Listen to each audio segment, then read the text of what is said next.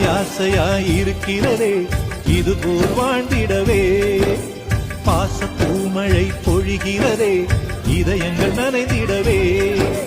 நம்மை காணுகிற கண்கள் நம்மோடு சேரக்கென்றும் சேர்ந்து வாழுகிற இன்பம் அந்த சொர்க்கம் தன்னை மின்றும்.